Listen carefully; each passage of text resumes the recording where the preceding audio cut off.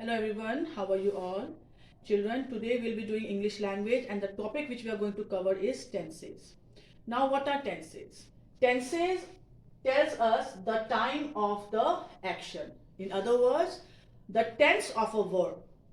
Okay, like go, went, gone. These are the different forms of the verb. Similarly, the different tense of the verb tells us when the action has taken place. It tells us a time of the action, whether the action is taking place in the present or it has taken place in the past or it is going to happen in the future. So these things are told by the tenses. Now there are total 12 types of tenses, and in one video it is not possible to cover all the 12 tenses, so I'll be making two videos on tenses. Okay, in the first video we'll be touching 6 types of tenses. Okay, and in the second video we'll be doing the remaining types of tenses. So which tenses we are going to do in this video? We are going to do 6 types of tenses, that is simple present tense, simple past tense, simple future tense, present continuous tense, past continuous tense and future continuous tense. So these 6 tenses we'll be doing in this video, in part 1 video, and in the part 2 video we'll be doing the remaining 6 types of tenses. Okay, so let us begin with the first type of tense, that is simple present tense. Now the first is simple present tense. Now when do we use the simple present tense form of a verb? Okay, now simple present tense is used when we are talking about an action that takes place on a regular basis. Okay, for example, Radha leaves for office at 8 a.m. That means this is the routine of Radha. Okay, so when we are speaking about a habit or an event which happens on a regular basis, which happens regularly every time, then we use the simple present tense. Okay, second is it is also used to state universal facts, facts which are universally accepted. For when we are speaking about those facts, then also we use the present tense form of the verb. For example, the sun gives us heat and light. Okay, so here the verb is gives and it is the present tense form of the verb. Next is present tense is also used when we are expressing an event which is going to happen in the future because it is already planned. For example, the match starts at 9 p.m. The match has not started, it is going to start at 9 p.m. because it is already fixed. The starting time of the match is already fixed and the match is going to happen in the coming future within few hours. So for that also we use the present tense. And the last one is we also use present tense when we are speaking about the frequency of an adverb. For example, Rohit often comes late. Now often here is the adverb of frequency. Okay, so words like always, never, usually, generally, once a year. Okay, so whenever we are speaking about something which has got a frequency, of some action which has got a frequency, then also we use the present tense form of the verb. Now the question arises that if you want to speak about something in simple present tense, how are you going to say it? Okay, for that you have to follow a sentence structure. Now what that sentence structure is, that is when you are speaking in simple present tense, you have to start with the subject, that is about whom you are speaking. That subject is followed by the first form of the verb, that is the V1 form, which is also called the base, that root word or base word. Okay, and then depending upon the subject, then we add s or es, and sometimes we do not add s and es. Now when do we do it? Okay, now let's see the example. First example, Mohit reads newspaper daily. Now how many subjects are there in this? One. The sentence is about Mohit, only one person. Okay, so because the subject is one, because we are speaking about only one person, that subject will be followed by the verb which will also be in the singular form. Because the subject is a singular noun, the verb will also be in singular form. And remember, singular form of the verb always has an S or an ES with it. Okay. Now comes the second example. Kajal and her friends feed the stray dogs. Now first thing, remember, the sentence is about only Kajal? No, it is about Kajal and her friends. That means the subject in this sentence is of plural form. When the subject is a plural form, the verb will also be in plural form. That is, the base word, the root word is the plural form without an S or an ES. So remember that whenever you are speaking in present tense about someone, depending upon the subject, you will use the singular form, that is S or ES form of the verb, or the plural form of the verb. If the subject is singular, use the singular form of verb. If the subject is plural, then use the plural form of the verb. The second kind of tense is present continuous tense. Now, when do we use a present continuous tense? When we are talking about something that is still going on as we speak, then we use the present continuous tense. For example, the first is to talk about an action that is going on as we speak. Okay, like the boys are playing hockey. When I'm saying that the boys are playing hockey, that means when I'm talking about the boys, at that moment also the boys are involved in the sports of hockey. They are still in the playground playing hockey.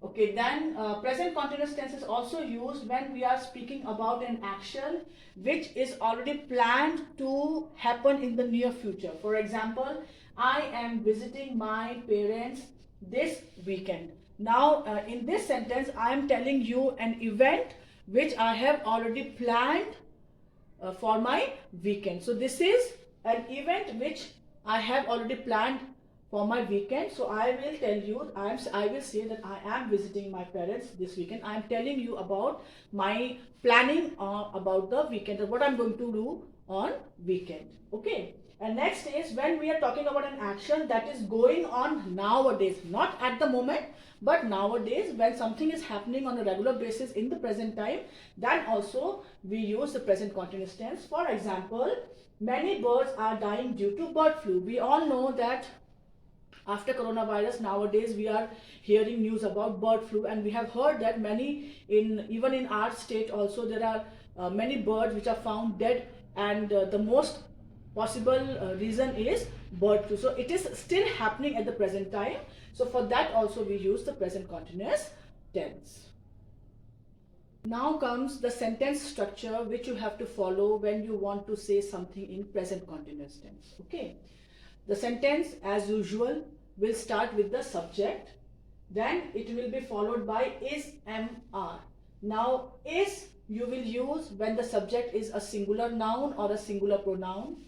Am you will use with I, with the pronoun I.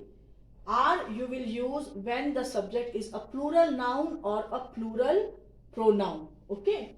And then it is followed by the ing form of the verb. For example, go will become going. Okay. For example, Radha is singing a song. Now the subject is Radha, which is a singular noun. Singular noun followed by is, then the ing form of the verb sing, and then the remaining part. Okay. Then next one is I am baking a cake. So I is a singular pronoun, personal pronoun. Am is always used with I. Then the ing form of bake. Okay, remember, in many times when you are writing the ing form of a verb, you have to make changes in the spelling. For example, the spelling of bake is B-A-K-E. But when you are writing the ing form of bake, then you will not write E. You will straight away write B-A-K-I-N-G. Okay, and then the remaining part. Now comes, they are shouting too much. Now, they is a plural pronoun. Okay, because it is a plural pronoun, we are using A-R-E-R.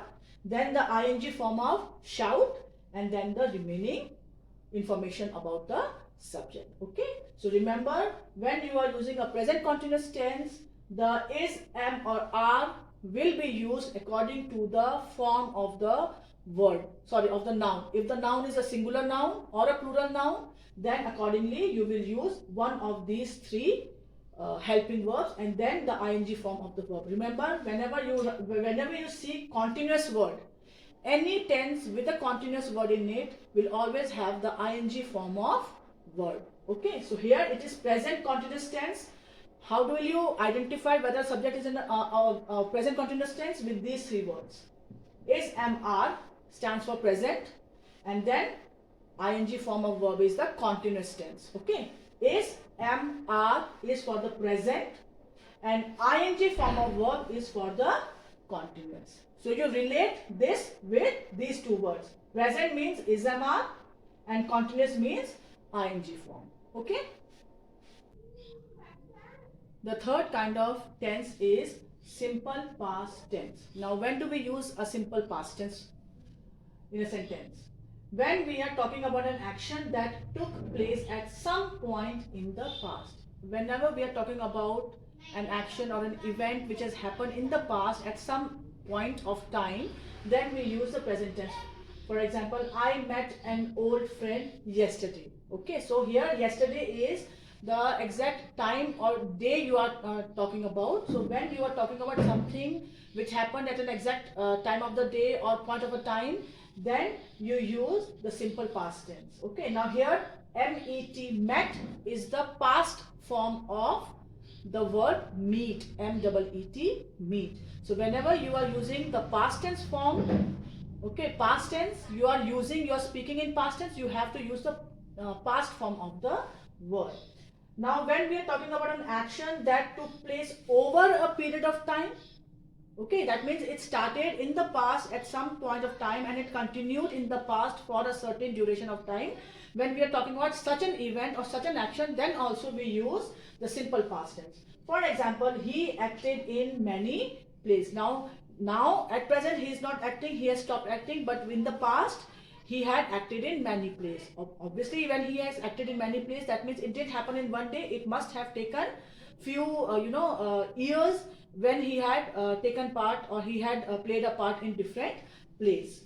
Okay, and third is when we are talking about the past habit of someone or somebody, then also we use the simple past tense. For example, she always carried an umbrella. Now we are talking about the habit of a person, that irrespective of whether it was raining or not, she always carried an umbrella. It was her habit to carry her umbrella irrespective of the weather which was there in the past. Okay, so these are the three conditions you can say when we use the simple past tense.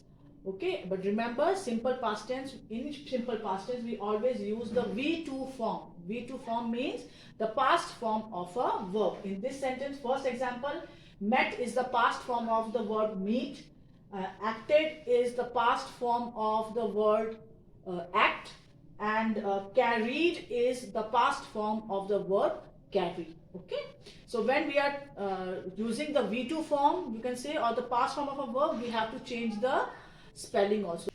Now, when you want to say something which has happened in the past, how you will say it? Okay, again, sentence will always start with the subject and it will be followed by the second form of the verb, that is the past form of the verb, and then whatever extra information you want to give about the subject. For example, Rudra laughed heartily. Okay, Rudra is the subject, laughed is the V2 form, or you can say the past form of the verb laugh, and then heartily. Second, they enjoyed the movie.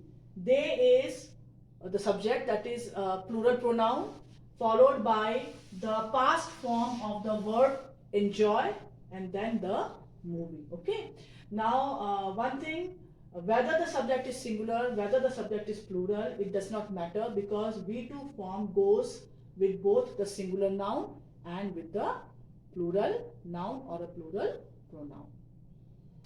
The fourth kind of tense is the past continuous tense. Okay.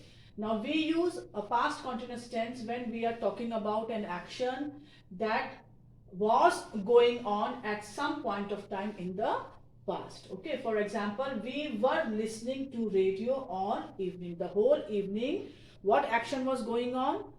That we were listening to the radio. So that action was going on for a period of time in the past. So we use the past continuous tense. And it is this tense is also used when we are talking about an action which happened along with another action. For example, when two actions take place at the same time, then we use the past continuous tense. For example, when I came home, he was sleeping. There are two actions which is happening.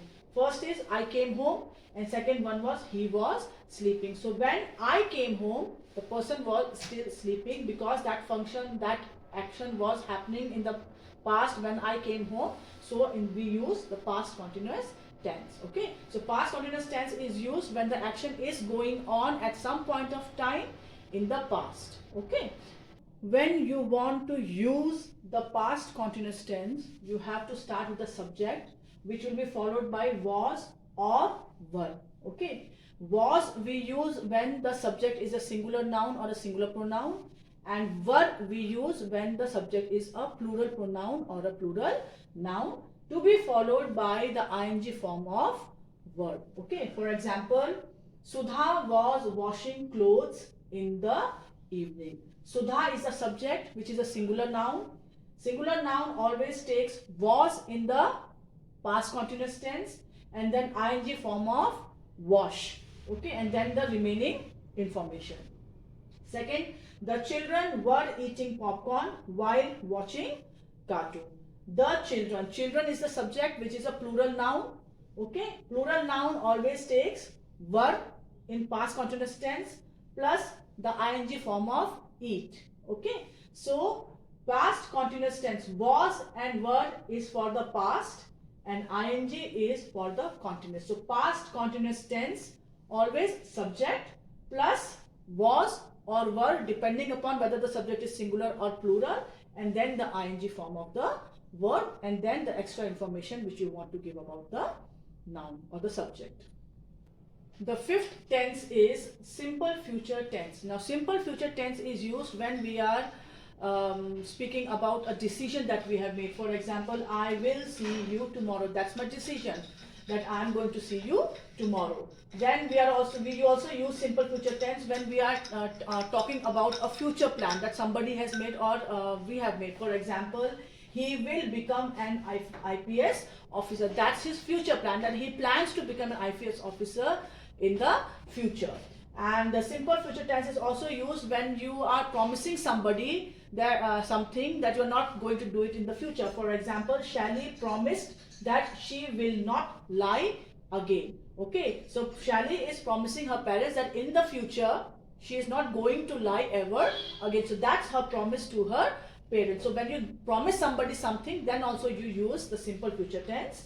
And the last one is when you are asking somebody to do something for you or to do something for yourself or for somebody else, then also you use the simple future tense. For example, will you come with us? That is, you are asking that person that are you going to come with us? So you are asking, will you come with us? Or you can also ask somebody, if you are asking for help, then you say, will you help me? Okay, so when you are asking somebody for a help or when you are asking somebody a question, then also many times we use a simple future tense. Now when you are talking about future, you are using a simple future tense, you have to follow this pattern. You have to start with the subject, it will be followed by will or shall, and then the V1 form of the verb.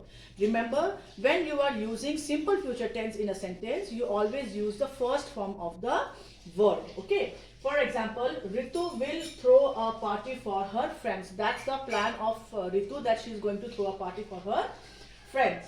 So Ritu is a subject followed by will and then the first form of the verb, that is throw.